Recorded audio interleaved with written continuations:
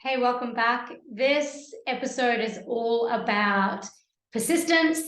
This is something that I am truly passionate about because I really believe that persistence is key in creating the results that we really want to in the strip club. It does take persistence. Selling takes persistence. And another really massive key ingredient is self-belief.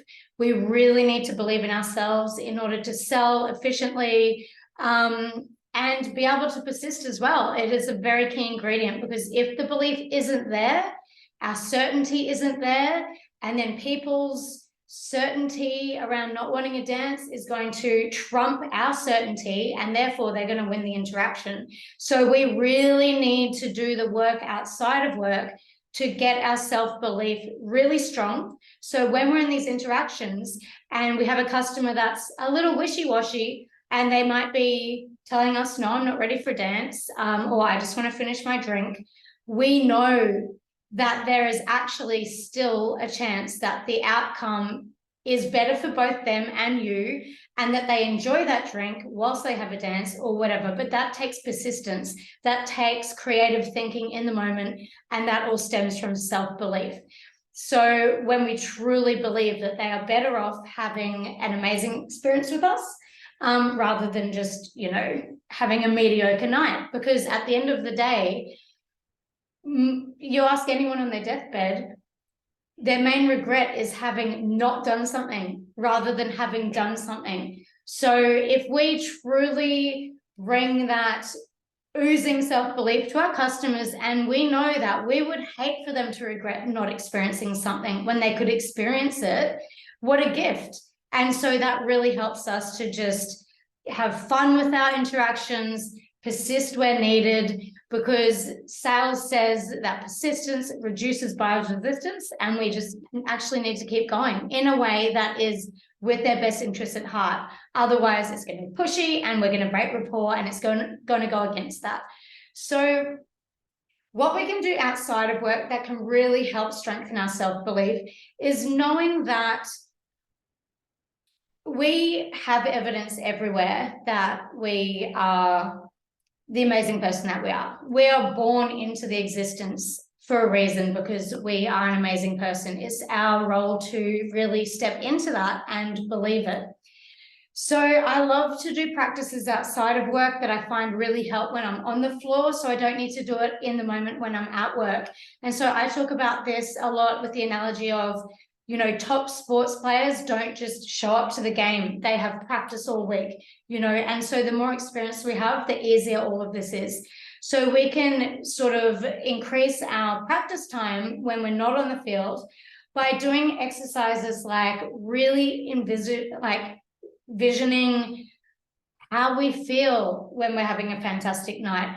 What are we saying to ourselves? Really going there, really experiencing that moment over and over again, because everything that we do is a learnt behavior from the day that we start walking. We don't just try and start walking and fall down and then give up and say, oh, look, I'm not made for walking, I'm just going to stick with crawling my whole life. We don't do that. We just keep going until we learn the skill. And somewhere along the line, we lose confidence with that through our life experience and through different stories that we tell ourselves, different things that we take on board from other people. And it simply just comes back to the basics, which is if we try hard enough, we can achieve whatever we want to achieve. A baby doesn't know they can walk until they walk, and the steps to get there mean that they're going to fall on their ass over and over again. And it's okay. It's completely okay. It's just part of the process. So I really want this episode to be available for you. So if you're feeling a little you're feeling a little slump at work or before work or whatever, you can always come back and revisit this and know that there are things that you can do, and falling on your ass is okay, and getting up and trying again is what it's all about. And that sales takes reducing buyer's resistance. It's okay to suggest to your customers a few different times that it is a fantastic idea to have a dance with you. Just getting creative with it, having fun, and trying different angles. This is something that we go into really deeply in the Industry Academy, because it's something that I noticed was probably one of the biggest things that helped me to make money, because I'm a persistent person. Even when things are really fucking hard, I know that it's up to me. I'm the only one that's going to make it happen. And therefore, I have to believe in myself. I have to make it work. And that's the ingredients that we need. So really taking the time outside of work to touch that space where you are believing in yourself, where you're tapping into evidence that you know you've done it before, you can do it again. And if that's not the case, if you're quite new to dancing or you've had a bad run for quite a while, just thinking about something else that you've done, that you've persisted in and achieved and made it work for yourself, because there is evidence around you when you dig deep enough, for sure. So really just digging where you need to dig, gathering that evidence, and just experiencing it over and over and over in your mind, because there are so many studies that show, you know, doing things in our mind is equally as effective as doing things in real life. There's studies with basketball players that practice shooting hoops in their mind, with a control group that don't do anything at all, and then another group that physically shoot hoops.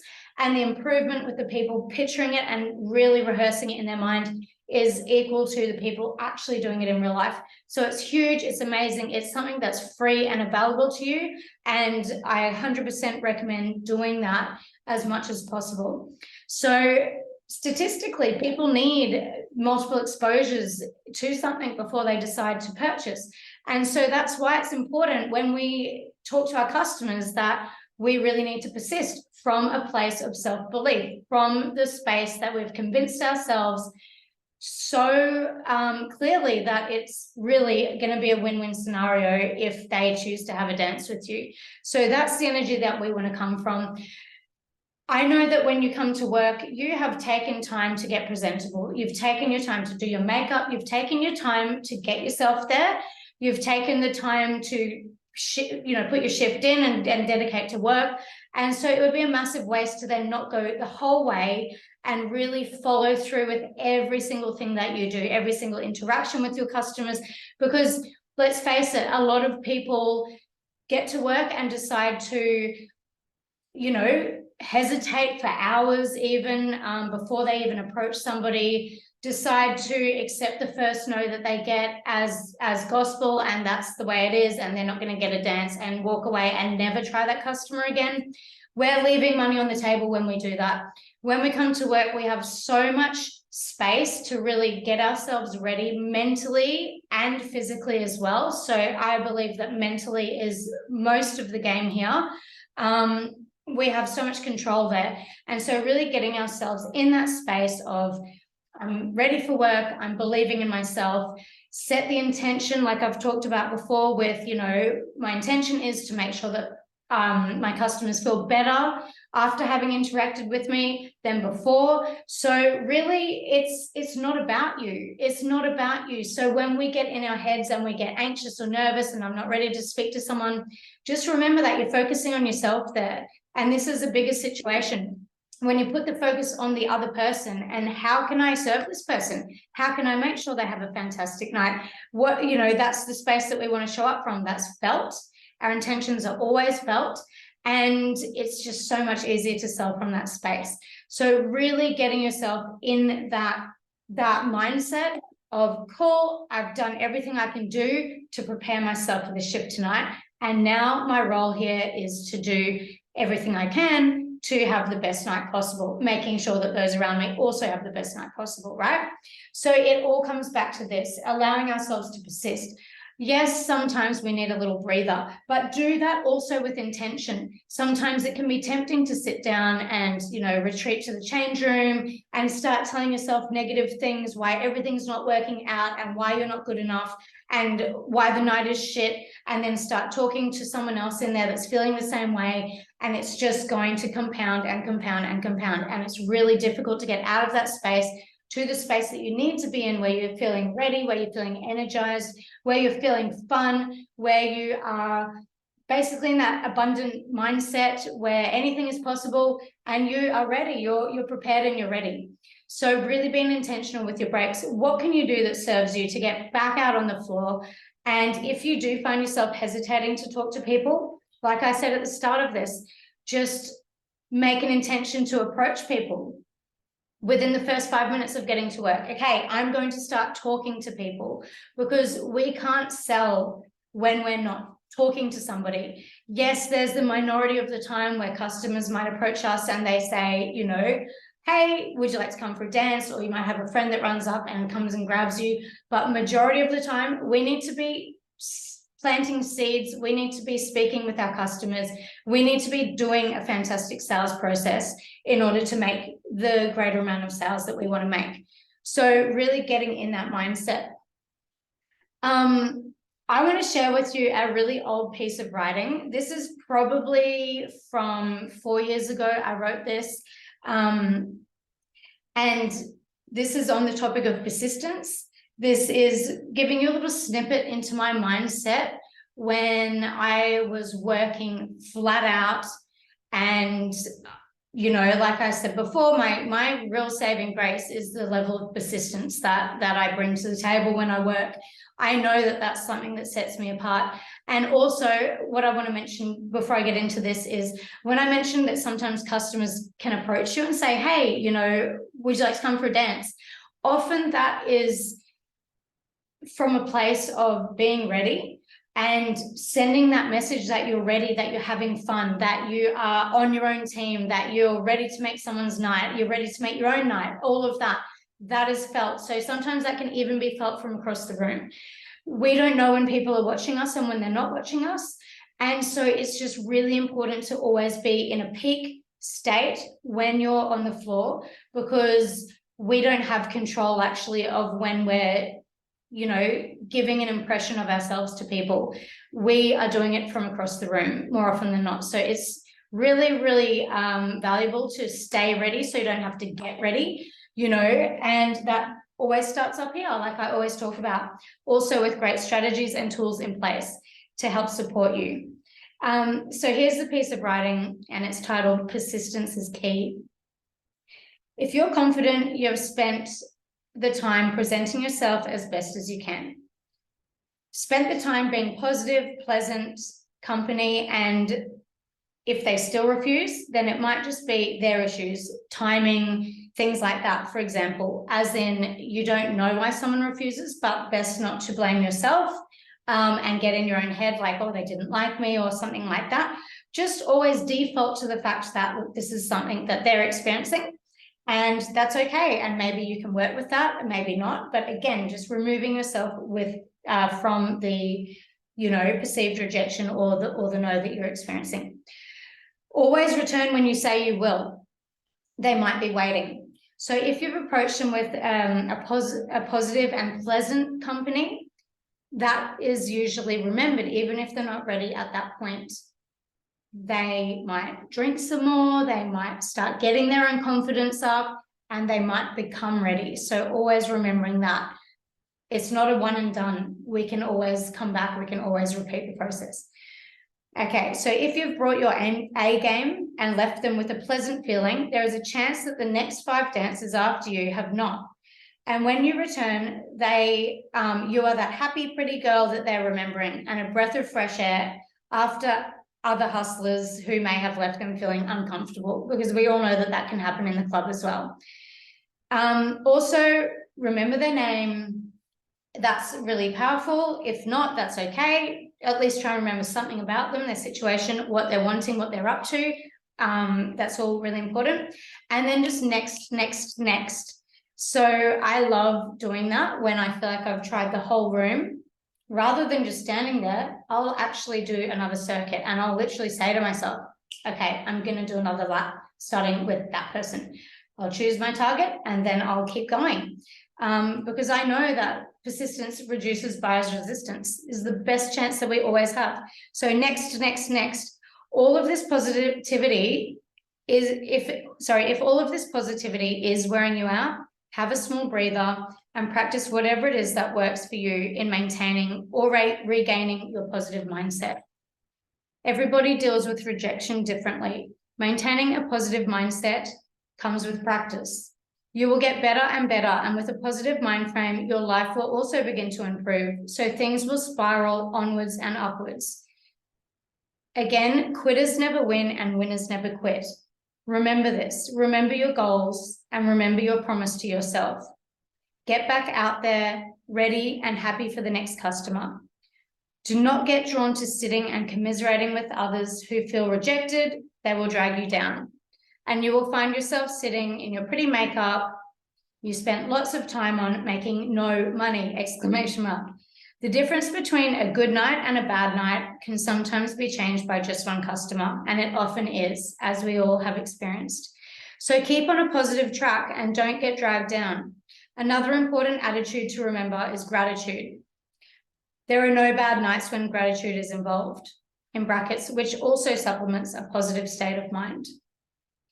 We are exceedingly fortunate to have the opportunity to make such good money in such a nice work environment, enjoying our daytimes and work on improving ourselves and our lives on so many levels, not just financially.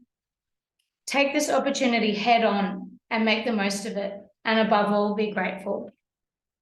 Even on a not so profitable night, we would still average a decent to very comfortable income over the week, provided we did all that we could to make this happen. Everything goes hand in hand: preparation, ambition, persistence, and gratitude. Even if you spent hours on your makeup, worked hard, persisted, and tried to maintain a positive mind state, without gratitude, you have a flaw in your approach. You are expecting. Expectation kills a positive mind state. And sometimes that can be the gap between what's happening and what we're expecting. That gap is a massive killjoy. So with that fundamental attribute gone, you are no longer standing on a solid foundation, and your night will crumble, and you will wonder what happened. I look amazing. I'm persisting. No, you got ahead of yourself and sabotaged yourself with not meaning to, or with good intention. Somehow customers can sense this sense of expectation. It's far different from confidence. To override this, the key is to not expect them to spend big money on you, even though you've put a lot of time, money, and thought into preparing, and rather inspire them.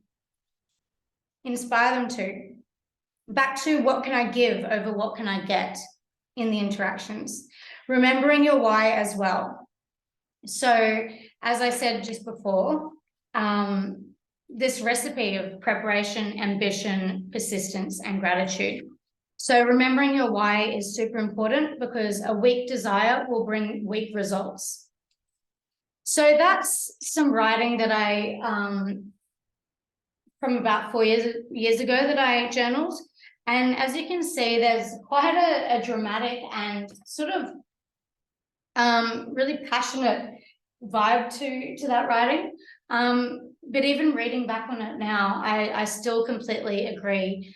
Some of it is a little harsh and a little bit like, you know, bang, bang, bang, sort of like droverish, but, you know, there's a lot of medicine in that really fortified, strong mindset of how important it is to tick those boxes, how important it is to have all of those pieces in place, because they really marry together to have a really potent and powerful hustle, where you can see fantastic results, and it's helping not only you but the customer as well, and really guarding also against, you know, negativity. Now, I am aware that, you know, as humans, we aren't all positive, we aren't all negative, but in the strip club, it's so important to bring that positivity with us, and actually in life as well, and really being vigilant on what we're allowing into our minds. And like I keep coming back to, it all starts here. Are we supporting ourselves? Are we on our own team? Are we working towards the goals that we want to produce? These are big questions, and this is so important to reflect on and to align yourself with, and to look at, you know, your life and map out where am I supporting this and where am I sabotaging this. So I hope this helps. I really want to hear back from you guys, killing it on the floor.